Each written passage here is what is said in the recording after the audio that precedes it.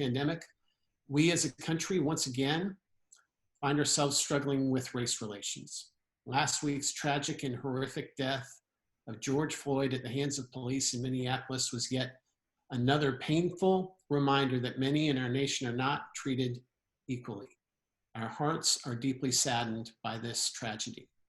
As a school district, we recognize the enormous pain caused by racism throughout our nation's history. There is no place for racism in our schools or in our community, and during the last 3 years, we've taken significant steps to improve how all of our students and staff feel welcomed, included, and respected at all of our campuses. This is important work for all of us, both for now and for the future of our country. We're especially proud that during the last 5 years, our high school student council has taken the initiative to lead discussions devoted to understanding race and racism with hundreds of other student council leaders from dozens of area high schools. They know, and we know, that building a better tomorrow starts by talking with each other to find common ground and a shared vision for what we can and should become. As educators who love all children, we are steadfast in our commitment to have a safe environment based upon mutual respect for all students entrusted in our care.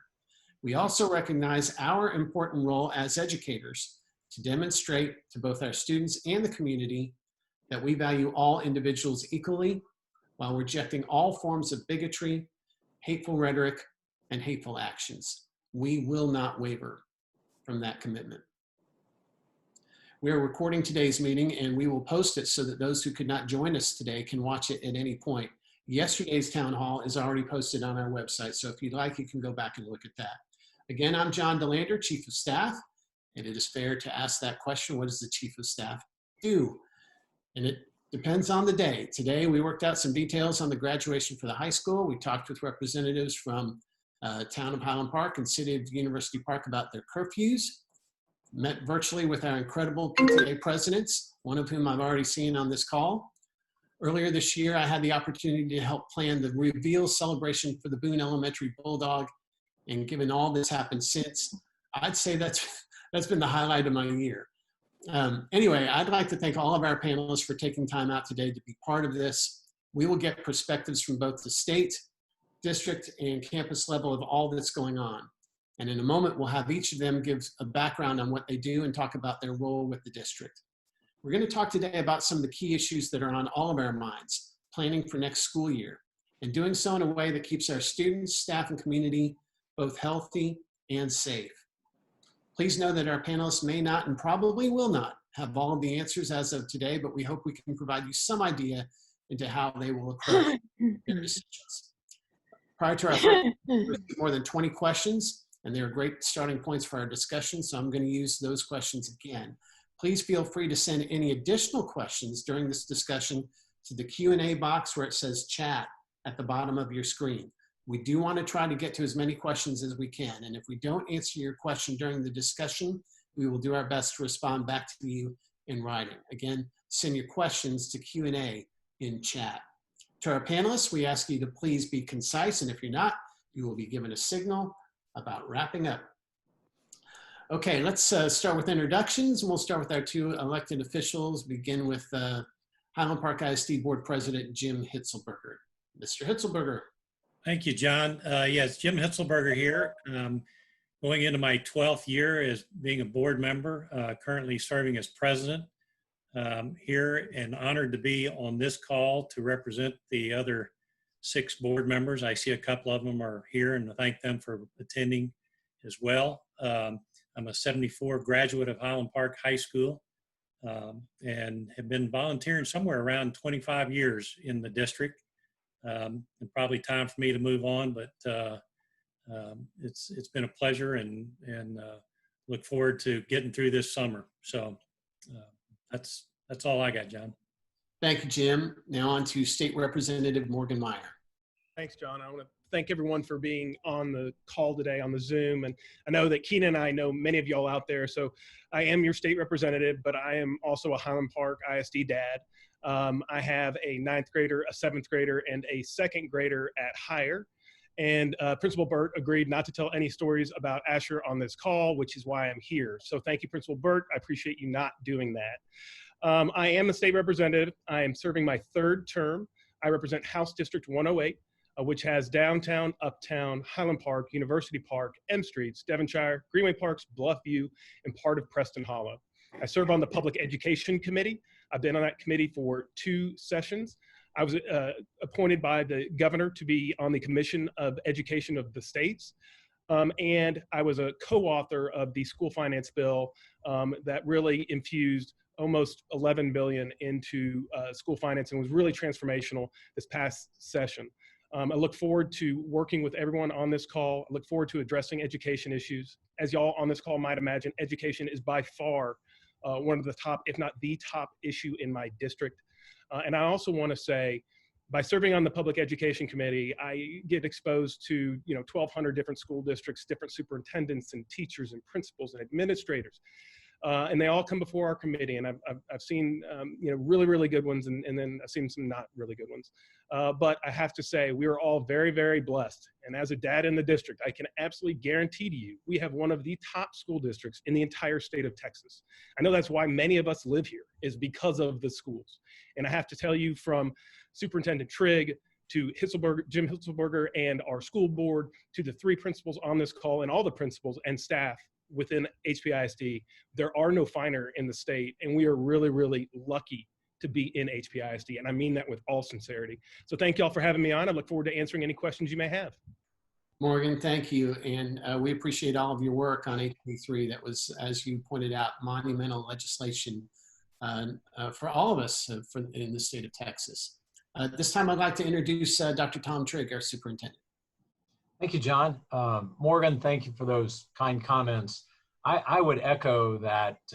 I'm really blessed to be a part of the Park Cities community and HPISD.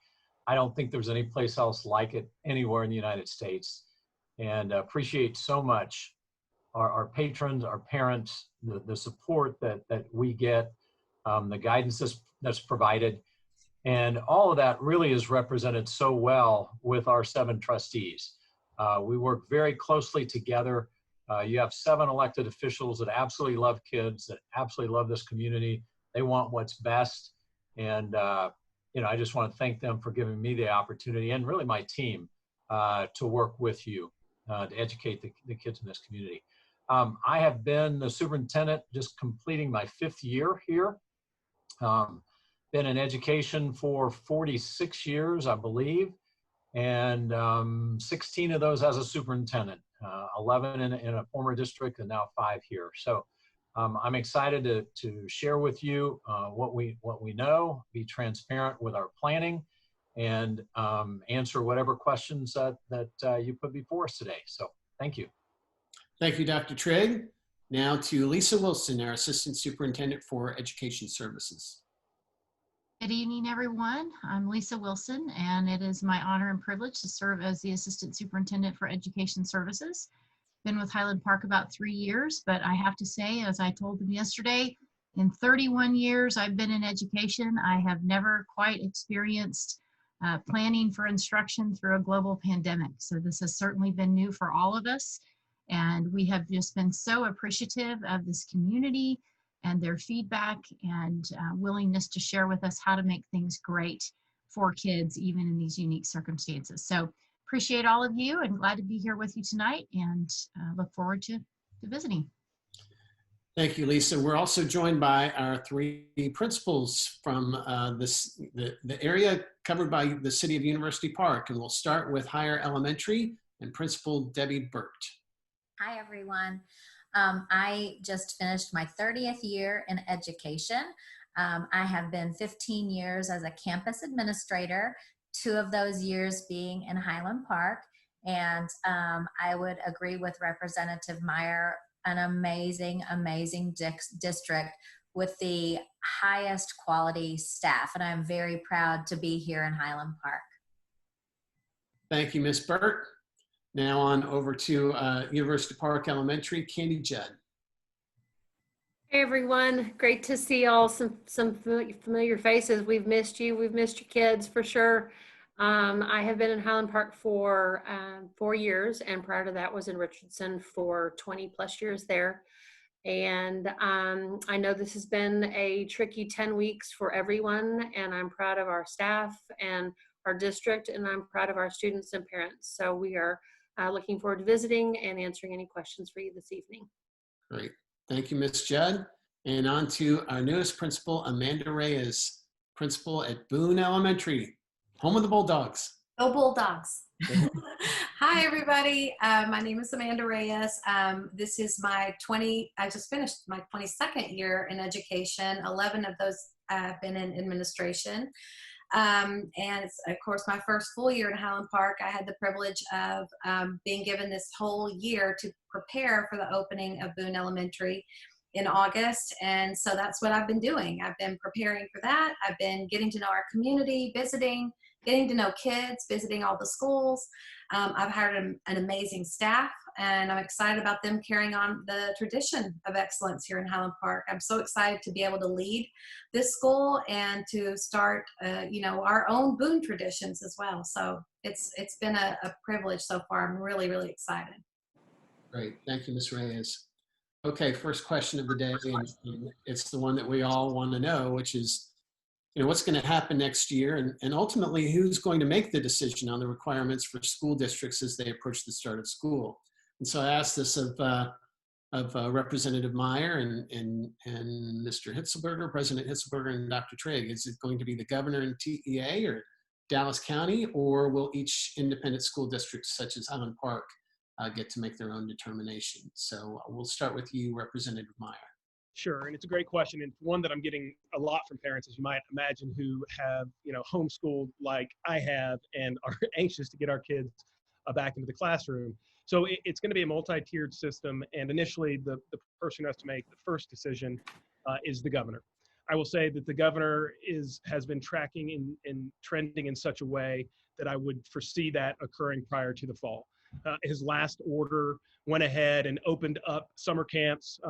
It opened up summer school and limited UIL athletics. So I think that leads me to believe that if the trends stay as they are, as it relates to cases, positive cases, hospital use, mortality rate, so forth and so on, if that remains steady over a continued period of time, I believe the governor will, in fact, open the school districts up. Now, the next step then goes to, well, does he then dictate how the school districts open up? No, that's not what he would do, I don't think. I think it'll be left up to the individual school districts, because school districts throughout the state are so unique.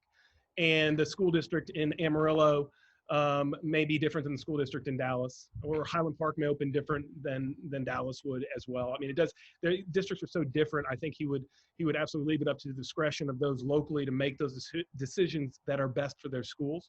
But then also TEA, the Texas Education Agency, will be issuing guidelines, I believe, in July to help guide school districts as they reopen in a safe manner. But I want to make sure that every parent knows on this call is that everyone on this panel, I have no doubt. The governor, have no doubt. Everyone wants the health and safety of our kids to be the paramount thing. That is the most important issue facing us. We have to make sure that should we go back, the health and safety of our kids and our teachers as well, principals, everybody, is protected. And I will also say, having calls with the governor, he is absolutely going to be playing by the science and by what the doctors tell him. And I've said this before, Dr. Hellerstadt is basically his chief physician. And if we see a steady increase, a steady spike in the fall or in late summer, that could alter what goes on. So right now, we don't really know what's going to happen in the fall. We can't say, he is absolutely a data-driven governor. But what we do know is kind of the hierarchy of how it will go. And that is how I foresee it. Thank you. And let me get to this question of the county and its role in all of this, because obviously it was the county that initially made the recommendation that we close down.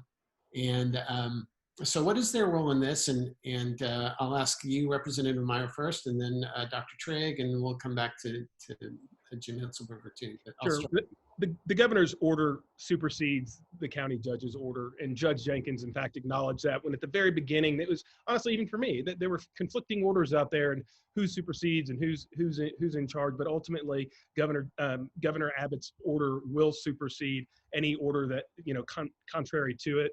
But I do know that counties throughout the state are working well with the governor to try to provide, a cohesive front, because all the orders that come flying around, I'm sure for everybody, even for me, like I said, it's city orders, county orders, it's all very confusing. But I think as we work through this, the counties and the governor's office have really tried to align as it relates to how we reopen. But bottom line on this, the governor's order will be the one that decides.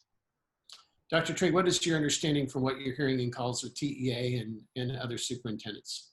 Yeah, I would concur with Representative Meyer and his interpretation of all that. Absolutely, everything he said is accurate. To go a little deeper, the audience probably would like to know that Dallas County at this point is requiring a reopening plan. Abilities and come up with what's optimum based upon the requirements or restrictions that were given. I realize I'm kind of rambling here, so I apologize. There's just obviously a whole lot tied up in this. And let me just mention, no decisions have been made yet.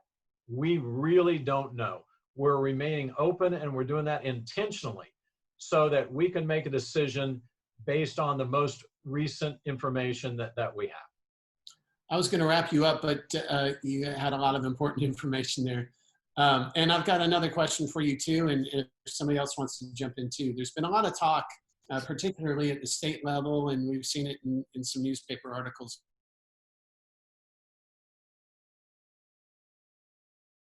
Week or two that maybe we wouldn't have to go, into the summer, something like that.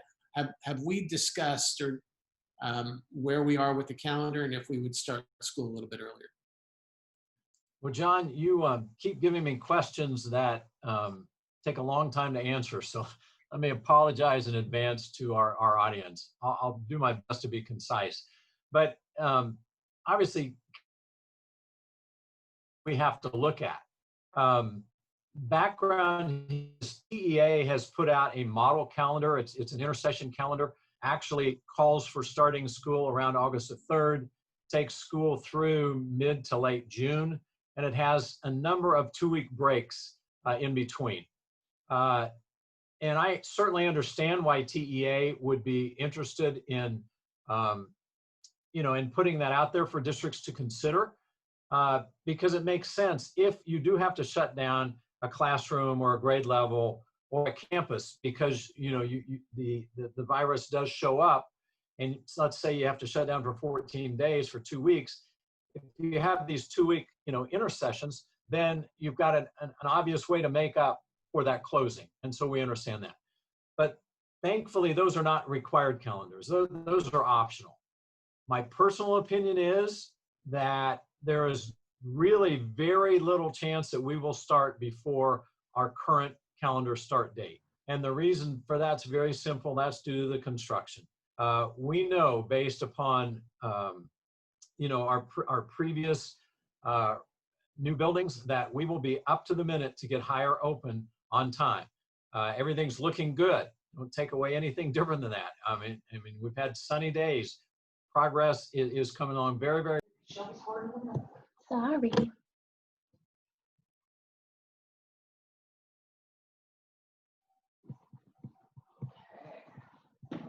Do. So we'll discuss calendar, we'll look at some options, but I don't see anything dramatic happening, personally here with this committee work. All right. Question for Representative Meyer, and this has to do with the economy's impact on the pandemic. And, it's really cut back on sales tax collections at the state level. It's cut back on oil taxes that have been collected. And what kind of impact could that have on the overall state budget? And will that impact school districts? That's been top of mind for many parents and specifically for me. As you said, I mean, you can't look away from the facts. For us, We have about a $250 billion overall total budget. About 10% of that comes from the oil and gas tax, and 3 out of every $5 comes from the sales tax. So you have to be realistic about what money there is and what can be used. However, I know and spoke with the chairman of appropriations, Chairman Capriglione. And appropriations is a committee that helps dole out money, and specifically had a conversation with him, I want to say weeks ago, but my days and weeks are blending. So sometime in the past, I had a conversation with him in the near past and said, hey, look, Gio, here, I've got concerns. I mean, in that last funding bill, both of my school districts, DISD and Highland Park ISD, did well. In Highland Park ISD, we were able to get millions of dollars more in new money. We were also able to save millions in recapture. And that is what our school district needs. And he said, look, education funding is a top priority for me. Our plan is to not have $1 less this next session than we did this past session. That's going to take some hard look at where else we can cut in the budget, but we all have to view education as an investment. And it is. It's an investment in our kids, but quite frankly, it's an investment in our state. So people talk about it spending, and literally, being on the public education committee, I like to use the word investment because that's really what it is doing. Additionally, as you all might have read, we are receiving, and I don't know the exact amount, federal funds at a state level from the federal government to help our schools in the coming year. I don't know what that amount looks like. I don't know what all is going to come together, but I can tell you that we are committed. And even Chairman Huberty, chairman of the Public Education Committee, just recently said, hey, look, we can't take any steps back. I mean, it took us a while to get to where we were this last session. And as Superintendent Trigg and John and Jim and everyone on this call knows, we sent out a lot of money. Highland Park does, and we are definitely a district which has needs that need to be met, and just like many districts throughout the state of Texas. And we, at a state level, it is our duty to make sure that there are enough funds there. So absolutely, we're going back there to make sure that we have enough funds for every school, not just Highland Park, every school district in the state of Texas. Oh, and one other thing, John, I just wanted to add, also, not that we want to go into the summer or do anything along those lines, but I do believe this last school funding bill allowed for, if a school district decides to go an extra amount of time, there's additional funding in there for that school district, if I'm not mistaken. Thank you. This whole pandemic period, the last 2.5 months, all of us being shut indoors, and kids too, it's had quite an impact on students' mental health and really on all of our mental health. And certainly learning online via a digital device is not ideal. And, there's concern about multiple long-term effects there. Lisa Wilson, how do we ensure the mental well-being of our students under the multiple scenarios that are being considered? Obviously, brick and mortar, we like having them in our schools because then we can work with them. But if we have to go back to a remote learning model, how do we make sure that we're taking care of the mental well-being of our students? It's a great question, John. And as you know, this district has been committed to looking at mental health and well-being for quite some time. Through our Student Health Advisory Council, we've established the Park Cities Hope Task Force that involves both staff and community members and all kinds of community support to keep that committee going and looking at the health of our students. One of the things when we first started the emergency remote learning period, we knew we wanted to make our counselors as accessible as possible through the virtual environment. So we put some connections online where they, with the click of a button, could email their counselors. We also had our counselors putting weekly activities for kids to try to stay engaged and involved and encouraged during this time period. But as we turn to fall and we look at an extended period, we do have a series of subcommittees on the instructional side currently going, and people will be happy to know that social and emotional well-being is one of the specific committees, and they're looking at all kinds of ways.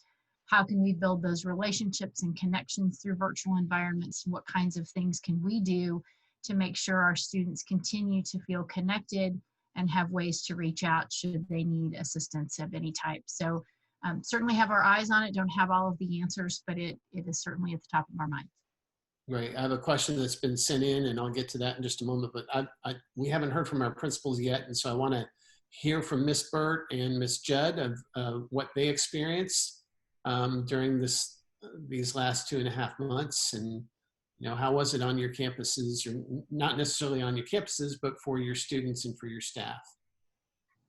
I would start by saying it was definitely a challenge, but through challenge comes growth. I was, just as it was hard on our parents and our families that we didn't have kids on campus, it was extremely hard on our teachers too. I know that I met with each grade level team every week just to touch base. How's it going? And their questions always revolved around what more can I do? How can I help and support my kids, but also their families too, because we know it was a brand new learning experience for our families, our parents, the guardians at home with their children. And we also, so I think where we started with our emergency remote learning, we did the best that we could to plan in a very short amount of time for what that would look like at home. But week by week, with teacher feedback and then parent feedback that we received on surveys, we were constantly monitoring and adjusting what we were doing to meet the needs that were brought to our attention. So I would say that we did a really great job. I was very proud of the teachers, extremely proud of our families and kiddos. And it was very interesting too to see some of our students who maybe were a little shyer in class. This platform really, they emerged many as leaders. And so that was very interesting to see. But overall, I mean, we all came out standing and we all came out smiling, but I think some of our very best days were here at the end of the year when we had our device drop off and materials pick up, because that was a very emotional day for families and students to be reunited with their teachers. And it was heartfelt emotion on both sides. Our teachers were really thrilled to see their kids. So I think educationally, we know that we were not able to provide the same type of instruction and level of rigor that we would in the classroom. But for that short period of time, I really am proud of the work that our teachers and staff did to support our students. Thank you. Ms. Judd. And just to echo on what Debbie Burt said is, we learned as we went along, and we quickly realized that we needed to see our kids and connect with them. So while we started off with, Google Meets, then that moved into small groups, and it just continued to increase. We would continue to monitor and change. We also know that it was very difficult for our K-2 students. They're little, and it was hard for them to get on their devices and to be able to get to where they needed to. Where our 3rd and 4th graders are a little more tech savvy and Google Classroom savvy. And so we were adjusting and moving to support the families as we went through. If we had to continue on an online, would we make changes? For sure. We would do some things differently to provide different supports. But I know that I can speak for all of the schools and all the principals is we want the kids back. We want them back in school. And so if there's any way we can do it, we will for sure get those kids back in there, because that's what's best for kids. And that's what's best for everyone, for us to get back to our normal routines at school. So, but we learned a lot, and I'm super proud of our staff, and our teachers among all elementaries worked really well together to streamline and make things similar and the same amongst each other. But we learned a lot. And so we're growing and learning as we go, and, preparing for the fall, and not real sure what that is. So we're just preparing for what could be coming. Boone Elementary Principal Amanda Reyes, you were involved in most, if not all, of the planning meetings with the principals. What did you pick up during this period? Well, I think certainly what Candy said, I really want kids to come back, because I want to open the doors of our new school and welcome kids to our brand new school. So I'm looking forward to that. I think the advantage of having been here this whole year is that I've been in on every planning meeting. whether it's our leadership meetings or it's our principal meetings. And our principal meetings are pretty much daily. And we talk about all the time the evolution of this whole process.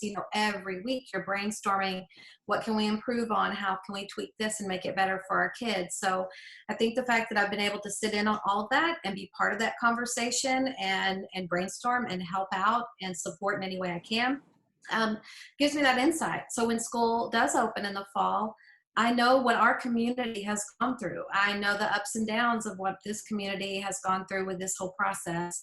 And I'll be sensitive to that and aware of that. So I'm happy to be able to know that going in, because we know that the social emotional piece is going to be huge for all of our kids.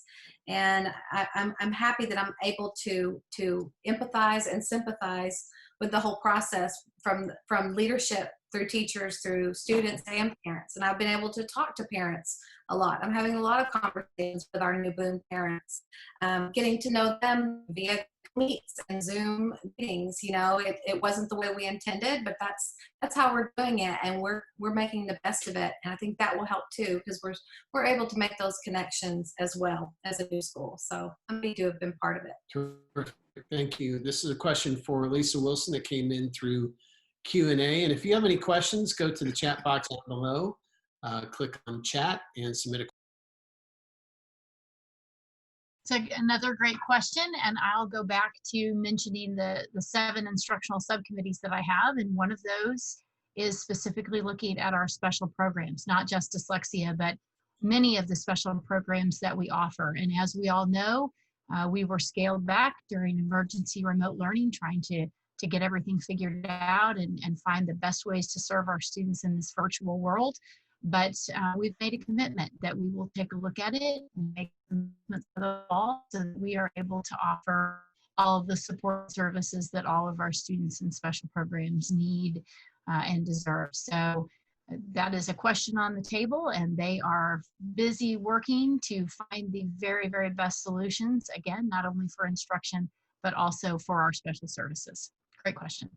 All right, this question is for you, Lisa, and then for our principals too. And that is, how will you assess the progress of the kids and how you catch up kids who may have gotten behind due to virtual learning?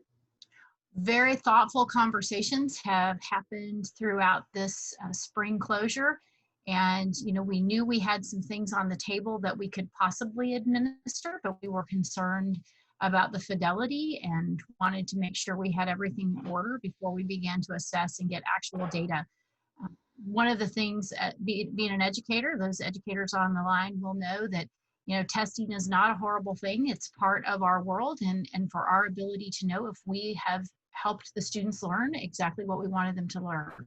And so assessment is extremely important for us. And as we move into the fall, one of the commitments that principals have made is that those assessments need to happen very, very early on. So right out of the gate, we need to get some things in place in terms if there have been any learning gaps from this time. And if so, we'll make quick plans to be sure we close those gaps and get moving on as we need to. So I can't remember if you asked something else with that, John. Well, it was, how you catch kids up who may have gotten behind due to virtual learning. We have already started looking at some great guiding documents that give us some great food for thought for how we plan to scaffold and add those things back in. Part of the instruction, I'm going to sound like a broken record, one of our subcommittees is actually looking at those pieces and those questions. So we look forward. I might mention we had over 100 staff members volunteer to serve on those subcommittees within 24 hours of us asking. And we are so blessed that they were willing to do that. They are our experts in the field. They've been living this every day. And they are just bringing some amazing brainstorming and thought to the table. And I have no doubt we'll have some great plans for the fall to be able to do all of Any those principals things. want to chime in on this question of how you will assess the progress, or did Lisa hit it all? I think she hit it all, but I think at the beginning of every year, we have some kids that do more over the summer than others. And so the teachers are always evaluating the kids when they come back to school. And then we develop those differentiated small group plans to meet the needs and to help every child. So we will just do that and have a very targeted plan to see where our kids are and what we need to do to get them up to speed and moving forward. So I think our staff is ready to do that, and we have the tools we need to get that in place. Representative Meyer, the STAR test was not administered to students this past spring, and that's usually a pretty good indicator of how kids are doing. I know that in Highland Park we use a number of different measurements, but do you know what TEA's plans are? The STAR test this past spring, and absolutely agreed with the waiver of the accountability for school and the unique nature of our times. I have to say, on a go-forward basis, we are continuing to stress at the state level flexibility because we don't know what it's going to look like in the fall. But what we probably do know is that it's going to look different from district to district in the fall, most likely. And I think that we have to keep every tool in our box and really look hard at things. Again, if different school districts are going back in myriad of different ways, I would, I'm a parent and my kids take STAR tests. I think it'd be completely unfair to have one standard for students across the state when some are learning virtually the entire time, some kids are back in school, which we all think is best, or a combination of the two. So I think it'd be really, really hard to measure how a student is really doing if we're in such a unique situation in the fall and the spring. So we at the state level are keeping that absolutely as a tool and would certainly consider waiving it again should the situation warrant. You have to be flexible in these times and realize we want whatever is in the best interest of our kids. And right now, if we were in that type of situation where kids were learning at such different rates because they were being taught so different, that is something we would absolutely have to consider. Thank you. Once again, if you'd like to submit a question, go down to the chat box and submit it to Q&A. I have a question left over from yesterday, and I asked it yesterday, and I'll ask it again this because we have a different audience, and that is, things are going to be a little bit different in the fall. Everything shut down in the spring, and parents were home, but there's a chance in the fall that many parents will have to go back to work or split some time doing some work. And what's going to be the expectation of parents if working parents if kids have to stay home and go about some remote learning? And I'll ask that of Lisa Wilson. Okay, great. That is a great question. And I know not only have our families been juggling with that, but some of our staff have also been juggling with that. And it has been a real challenge. And we certainly feel for that. One of the things that we've talked about is how can we increase what we offer virtually that will allow our teachers to have some more face-to-face time with kiddos so parents don't feel like they're the sole provider of the instruction during this time. So we're talking about those things. Of course, we can't take away, if we are unable to be together, we can't take away the fact that we're not there to supervise, but we certainly have been looking at ways to increase our ability to interact and provide those things. I think it was Candy Judd who mentioned a minute ago, though, it's really hard for our littlest friends, our K through 2. That's a very difficult challenge. And so one of the things we've talked about in our subcommittees is if there's a way we can get back, and we're very limited on the number, do we need to look at making sure our youngest friends are with us and looking at spreading out the others? Again, no decisions, but just conversations that we've been having. And I would like to take this time to thank everyone on this call who participated in the district surveys.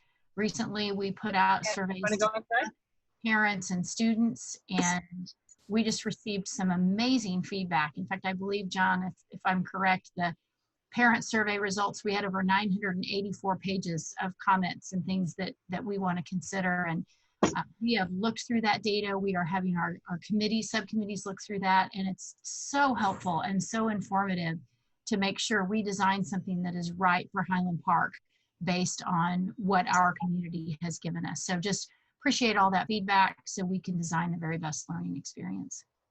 Just had another great question submitted, and as we assess how kids are doing academically, so too is the question about how they're doing emotionally.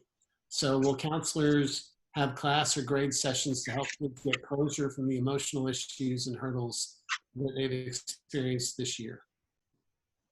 Lisa? I don't want to be the only one talking, but I do know that we have had a great group of folks looking at ways to do that. We also have, under House Bill 3 and some other recent legislation, we have had the opportunity to really look at the resources that we have available for our counselors, and they have spent the last year, fortunately, looking at some of the greatest resources and materials they can use and have plans to use those. They plan hopefully to use the brick and mortar, but if we are virtual, we will figure out how to adjust that. But absolutely, we need to connect our kids to those social emotional type situations, helping them cope with what's really been a difficult situation. Any principals want to answer in, knowing your counselors the way that you do? I will speak just as a new campus that's already meeting with teams. And I actually just got off of a call with my leadership team, including my counselor before this call. And we're already brainstorming, as a leadership team, to then flow down to our staff. What are the conversations we need to have as a staff when we come back in August before kids ever come, to be prepared for that, because we know it's a different year. And there are going to be a lot of those social and emotional issues that we need to be aware of and attend to. And we need to do that just like assessments, to assess where our kids are from day one. We need to assess their mental well-being as well, and probably hit the ground running with that, just like we would with the academics. So we are all, and I'm sure the other principals would agree, we're all having those conversations with our staff already. Be reading up. Here are some articles we need to look at. These are things we need to have common beliefs on and common verbiage about, to support our kids and our families and our parents. So. Great. Thank you very much. A question for you, Dr. Trigg, and this has to do with safety protocols for schools. If they reopen, are there plans for things like taking temperatures, testing, masks and facial and sanitation, pickup, drop-off changes, those kinds of things? Absolutely. I really didn't talk too much about the committees and their functioning, so let me take a second to make that set, and then I think it'll make it easier to understand the conversations that are going on. When Lisa keeps talking about subcommittees, she's in charge of an instructional design committee that has 7 subcommittees working underneath it. Parallel to that, we have a fall reopening committee, and that's the committee that both Tom and Lee are on, our trustees. And that's the committee that will be looking at and examining what safety protocols do we need to have in place. I mean, right now, we are checking temperatures of anybody that comes into any one of our campuses. We're still closed, so just not anyone can come in, but those that are needed and have to come in, we're checking their temperatures. We're starting conditioning. The UIL has allowed athletic conditioning to start next Monday. We're going to be doing temperature, and in addition, we will take their temperature. In terms of the hand sanitizing protocols and hand washing, we will really have to up the number of times our kids wash their hands every day. We have to build that into the schedule because we know that's one of the number one preventing actions that we can take. We will no doubt have to have hand sanitizer in every single classroom. In terms of deep cleans, what is the absolute best way to deep clean each and every classroom? How often does that have to happen? What particular products do you use that are the safest to use, that you can be sure actually take care of any virus that might be lingering? So yes, those are not 100% in place, because some of those will be dictated by the county or by the state, DEA, whatever, but know that we're having those discussions. I'm probably opening a can of worms here, but there are products out there now that are promoted, and I'm not saying that we're going this route at all, because we haven't even had the discussion, but little plexiglass kind of shelters that we put on desks to keep kids, from having, exposure to other kids, those kinds of things. We'll be talking about it. masks you mentioned, and I hesitate to go there because I know that's a very controversial, topic, but it's something we'll have to decide. Will everyone wear masks? Will it be teachers? Will it be kids? Will it be in certain places at certain times? That's all to be determined, but no, medical on that. We do have one member of our committee is from Dallas County Health, and I know she will be helping us make some of those decisions, but we've got to create the safest environment possible for those kids to have them come back and feel comfortable to learn. Thank you. We've had a few more questions come in. We're going to try to get to those, and then we're going to wrap up with some final comments. I'm going to start with this, which is thank you for offering an online curriculum. What resources are you leveraging to ensure you're instituting best practices for that type of curriculum? And I'm going to combine that question with, is there a planning process engaged now to provide synchronous learning if the digital plan is executed in the fall? So that's coming to you, Lisa Wilson. So for asynchronous, synchronous learning, what is the right balance? Those are part of those conversations. We are having them very specific as to grade level and content, because we believe those answers could be different depending on the grade level and content. We are looking at model programs from all over. The teams have been researching all kinds of programs all over about best practice instruction. Give me the first part of that question again, John. All right, first one was what resources are we leveraging to ensure we are instituting best practices for that type of curriculum? And I believe that, we have a lot to learn from other folks who have done this before, and in a virtual world, we are not a one-to-one district per se. We are not one of those districts that operates everything on a regular basis through a virtual platform. And so there are other districts who do that. And so this pivot may not have been quite as severe as it was for us. And I'm not saying that's a good or a bad thing. That's just the way it is, and the way we operate. We've operated more in a face-to-face and kind of interactive kind of way, and have not used those virtual platforms in brick and mortar situations. So we have some things to learn, and our teachers on our subcommittees have taken that bull by the horns, and they are out there researching the kinds of things that we need to learn. We've had some concerns about how do we work on assessment fidelity in a virtual environment. We've had concerns about how do we help increase student-to-student interaction. We talk a lot about teacher-student interaction, but we're really missing the ability to say to students, go into small groups and discuss this in a collaborative group or problem solve together. And so how can we make those kinds of things work? So I think the resources that we're leveraging are the experts that we know have gone before us, but we're also looking at resources that we already have available that maybe we need to utilize in a different way, or do we need to look at additional resources? And so we're exploring all of those pieces as we look toward the fall. Okay, 2 questions for Dr. Trigg, and then we're going to come back to Lisa Wilson and we'll start rounding this out. The first one is a yes/no question. Is the district recommending no travel for a certain number of days before school starts in August that parents need to know about now? So I'll ask that first.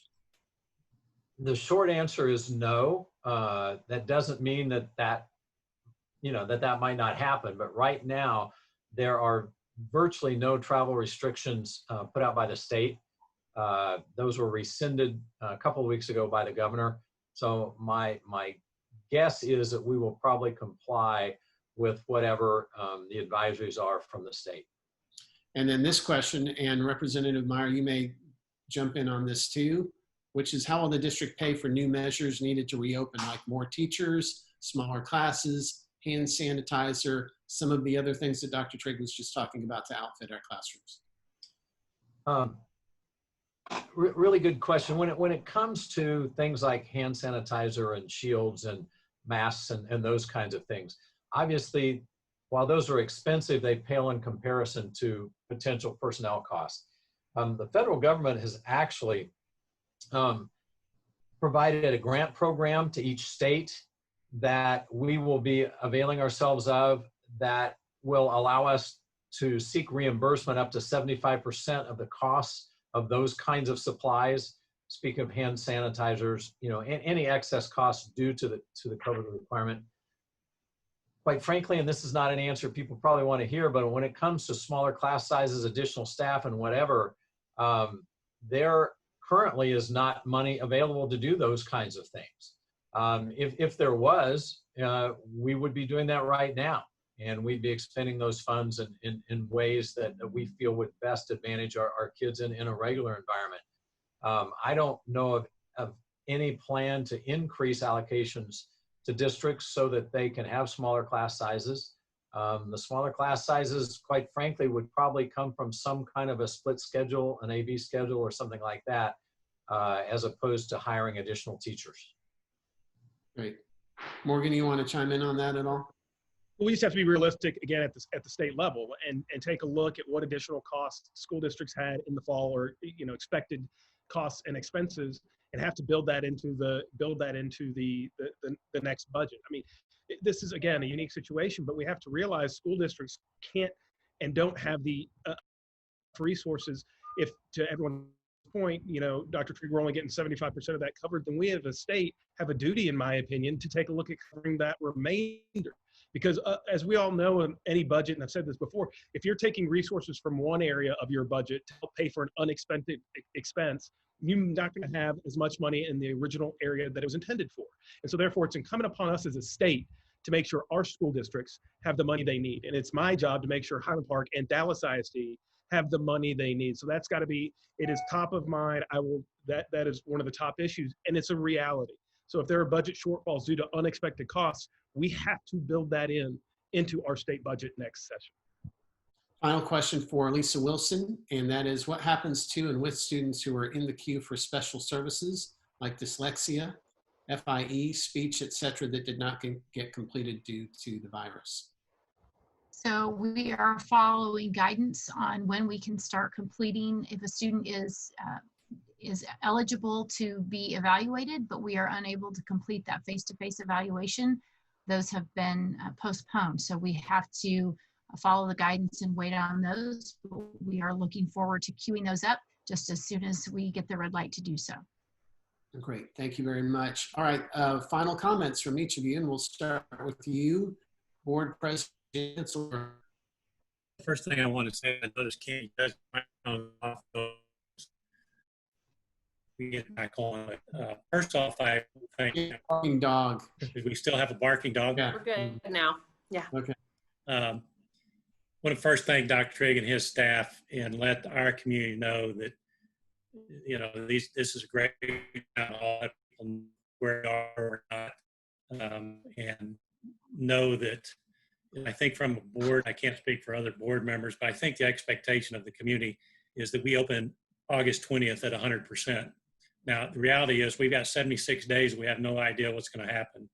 And so with the restrictions that'll be put in place and things like that. So I compliment their team. And like I said, the board will be involved and be updated. And there's no such thing as July vacations as we have done in the past. So I appreciate what they're doing, the amount of time, our teachers that are volunteering. It's just kind of all hands on deck. Second, I want to thank our PTAs, Dad Club. I've seen some PTA members on here. The presidents that are going out, finished with a weird year. The president-elects that are coming in, I don't know that any of them have now said, I don't want to do it. They're all coming ahead, full bore ahead. And I really kind of implore, I'm going to get up on my little soapbox here, that our community, we really need volunteers more than ever. And especially when we don't know in the schools, out of schools, we really need that help. And I can't thank those that do it enough because our district is really, that's the part of the foundation of our district are our volunteers. So I can't thank them on what they're doing. And again, I want to take the time to thank Morgan Meyer for what he's done for the district. I appreciate it. It's very volatile for him, especially with crossing over different county, state, district issues. And really what he's done for Highland Park what his predecessors have done. We've always been kind of the fighting down there not to lose. I think he's done some great things for Highland Park while he's down there. And being an education lover like I am, I would be remiss saying he really wears two completely different hats. Not too different, but the work he does over in DISD for his school districts over there, and the fact that what you do for us and you do for them, I take my hat off to, because it's not one fits all, so to speak. So thank you for what you've done. And really, again, our community, nobody wants these kids in school more than our teachers and our staff, and especially our parents. I think our parents have got a new appreciation for our teachers. Maybe it's been a lot of fun to see some of the comments of kids being suspended and looking for subs and things like that. So I really want to do that. And as a board member, as a parent, it's different making decisions. As a board member, where we have 6,800 kids to make decisions for, and 5,000 families probably that we're trying to make decisions for. And safety of our community and our staff and our students is really the number one priority at these times. And again, I'm rambling, but it's the work that's going on in our school district. Our community sees about 10% of that. And so again, thank you to that staff for continuing to work. So I will end it with that. And again, thank you all for listening on this, for those that are on board. I don't know if John disappeared, but John, if you're here, I'm not hearing you, so I'm going to be the substitute facilitator here. I'm going to pass it to Morgan and say, Morgan, give us a 30-second or less wrap up. Very good. I would thank everyone for being on this call. And the only point I want to make here at the end is that everyone in the school district is listening to your concerns. I cannot stress that enough. From the school board members who do a great job, as I said, to Dr. Trigg, I can call Jim up, Tom Sharp, Stacy, Lee, any of the school board members, you can call them up and talk to them about any problems you had. We have 3 kids, as I said, and they were in 8th grade, 6th grade, and 1st grade. Our 8th grade girl, 6th grade girl, awesome. Our 7-year-old boy, Keenan and I learned, as I've said to others, we shouldn't be 1st grade teachers, and Miss Cochran did a great job. But the thing is, our school district is listening. They really, really are, and they're going to address the issue. So that's the main point I want to end with is you have any problems or concerns, your school district, we are here for you. And I know that Keenan and I know probably almost everyone on this call, but I also want to let you know we're here to help. And we're here to help with school issues or other issues. So I'm going to give everyone my cell real quick.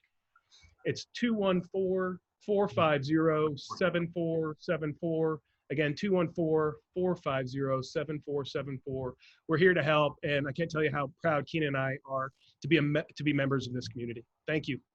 All righty, Lisa, you have 25 seconds.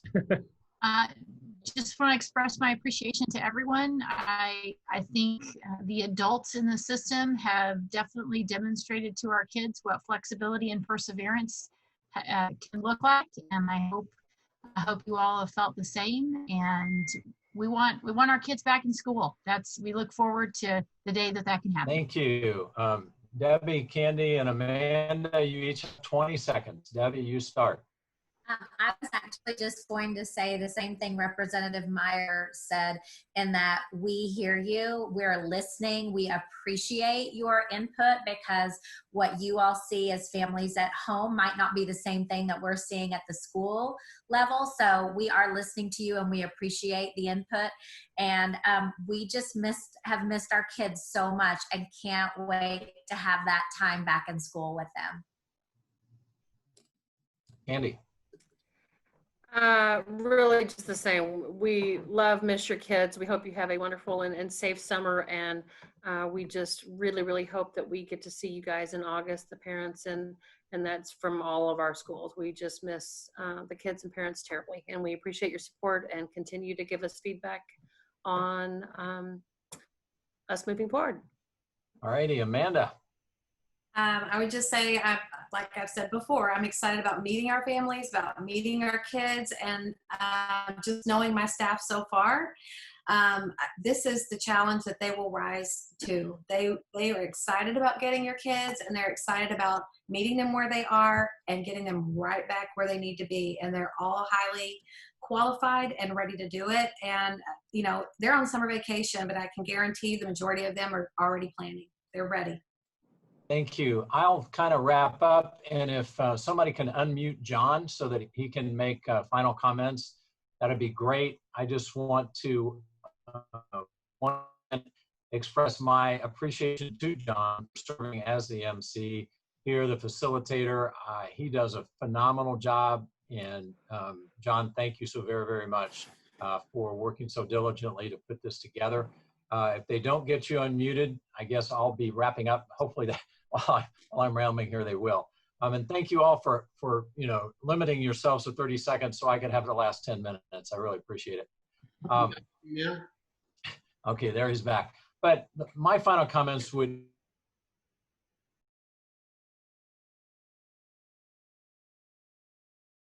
not going to go perfect, and you know, we have people on, you know, on different sides of how open we should be and how many kids should be there and how many should not, and we want to send them or we can't send them or whatever.